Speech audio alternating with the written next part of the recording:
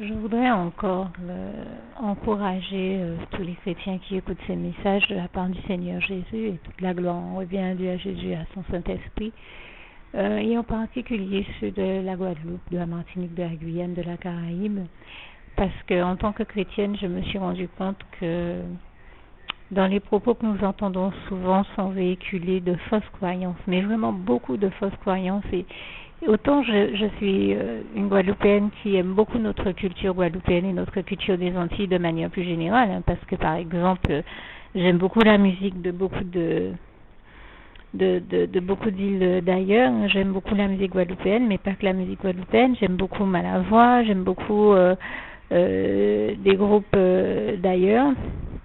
Mais je me suis rendu compte que dans nos cultures, j'aime beaucoup notre culture, mais je l'aime pour ses aspects positifs. Mais je me suis rendu compte que dans cette culture aussi, on a véhiculé beaucoup de fausses croyances, et j'en veux pour preuve que certains Antillais ont l'habitude d'employer l'expression dans toute messe et vieille l'habitude en nous. Eh bien, oui, il faut reconnaître que malheureusement, il y a beaucoup de, comme on dit, messe et vieille l'habitude, vieille croyance que certains monde mettaient en tête en nous. Et les gens ont une tendance à croire que s'ils ont des problèmes dans leur vie, c'est à cause de leurs ennemis qui leur auraient fait du mal, jeté un sort ou plein d'autres choses de ce genre-là qu'on entend très souvent. Et bien, permettez-moi de vous dire qu'en dehors des véritables serviteurs de l'ennemi et qui jouent son jeu et qui des fois en effet sont dans une dynamique de s'en prendre réellement à nous ou disent ouvertement nous vouloir du mal, mais ça c'est leur problème. Il ne faut pas perdre de vue que nous n'avons rien à craindre de ces personnes, parce que quel que soit ce qu'elles peuvent dire contre nous ou faire contre nous, eh ben, elles auront à rendre compte à Dieu de tout cela. Et c'est d'ailleurs écrit, hein, Romains 14, verset 12, chacun rendra compte à Dieu pour lui-même.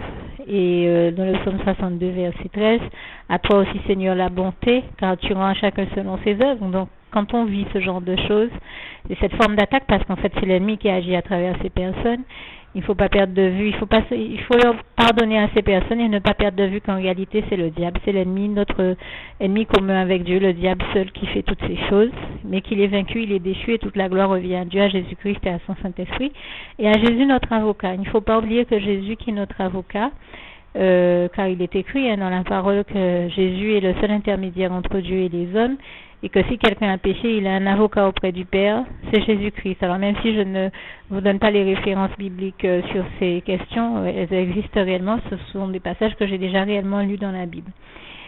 Je vous laisse les retrouver.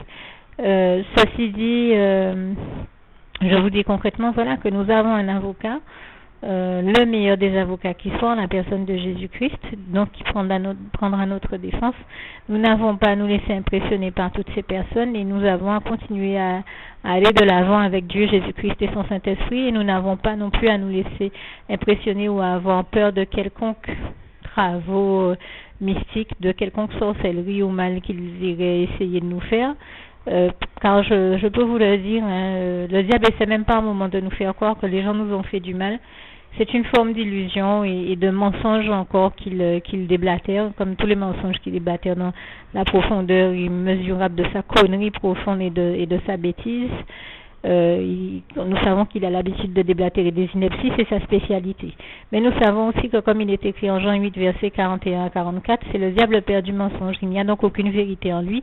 Il s'agit donc de ne surtout pas le croire quand il nous raconte que des gens nous ont fait du mal. Et même si c'était le cas, nous savons que tout cela n'a aucune espèce d'effet sur les enfants de Dieu. Hein. C'est réellement écrit dans un passage de Deutéronome, je crois, mais de peur de me tromper de livre, de chapitre, je préfère ne pas m'aventurer à donner avec précision un chapitre. Hein. C'est un passage là aussi que j'ai déjà réellement lu.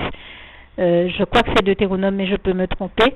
En tout cas, un passage sur lequel je ne me trompe pas. Nous savons que si certains ont la bêtise d'aller se livrer au mal et à la bêtise d'aller faire du mal aux autres, eh bien Dieu nous dit quoi dans sa parole, notamment dans le passage dont je parlais tout à l'heure, mais comme je ne le retrouve pas, je vous prends celui du psaume 109, verset 28. S'ils maudissent, toi tu béniras. S'ils se lèvent, ils seront confus et ton serviteur se réjouira. Ça veut dire que les serviteurs de Dieu, le mal et toutes sorcelleries ou autres travaux mystiques, etc., qu'on sort, etc., n'ont aucune espèce d'effet sur les serviteurs de Dieu. Je peux même préciser, ils sont nuls, non avenus et sans effet. Et un autre passage que j'aime beaucoup, qui nous le dit aussi, c'est Ésaïe 54, verset 17. Toute arme forgée contre toi sera sans effet. Toute langue qui s'élèvera en justice contre toi, tu la condamneras. Tel est l'héritage des serviteurs de l'Éternel. Tel est le salut qui leur viendra de moi, dit l'Éternel. Donc ça veut dire que quel que soit le mal que l'ennemi et tous ses serviteurs peuvent essayer de faire contre nous, eh bien ce mal-là est nul, sans effet, non avenu et ne prévaut pas contre les véritables serviteurs de l'Éternel, contre les serviteurs de Dieu. Et j'en veux aussi pour preuve un autre passage que j'aime beaucoup.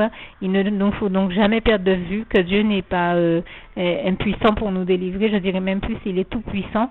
Donc aucun mal ne prévaut en face de lui, ne tient en face de lui, car je crois profondément à la suprématie du bien sur le mal. Je pense à Romains 12, verset 21 qui dit « Ne te laisse pas vaincre par le mal, mais surmonte le mal par le bien ». Et c'est vraiment le conseil que je vous donne. Et quand je disais que Dieu est tout puissant pour nous délivrer de toute forme de mal, et je lui rends grâce et gloire pour ça, ben je pense notamment aussi à Ésaïe 59, verset 1. « Non, la main de l'Éternel n'est pas trop courte pour sauver, ni son oreille trop dure pour entendre. » Et je conclurai avec Ésaïe 60, verset 1. Je viens de lire Ésaïe 59, verset 1, mais Ésaïe 60, verset 1 nous dit « Lève-toi, sois éclairé, car ta lumière arrive, et la gloire de l'Éternel se lève sur toi. » Et je dirais, n'oubliez pas deux choses, je dirais même trois choses de plus, trois passages bibliques de plus.